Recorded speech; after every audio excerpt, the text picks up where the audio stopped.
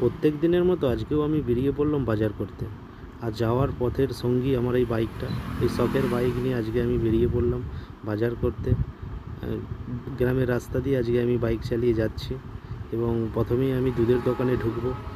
দুধ নেওয়ার পরে দুধ নিচ্ছি, দুধ নেওয়ার পরে আজকে দেখতে পেলাম একটা আখের জুসের দোকান এবং সেখানে একটু জুস খাওয়ার ইচ্ছে ছিল, জুস খেলাম এবং বাড়ির জন্য জুস নিয়েছি। তারপরেই আমি চলে গেলাম একটু ভুসিমাল দোকানে, কিছু মাল কেনার ছিল, সেখান থেকে মাল নিয়েছি দোকান থেকে। তারপরেই আমি তোমাদের আমি দেখাবো আমাদের হাট বাজারটা কেমন।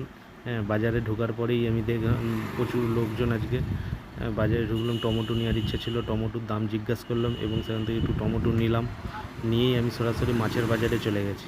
মাছের বাজারে যেয়ে দেখি জ্যান্ত শিঙি মাছগুলো খুব সুন্দর চড়ছে এবং আজকে প্রচুর, অন্য দিনের তুলনায় প্রচুর মাছ এসছে, যে অন্য দিন এত মাছ আসেনি।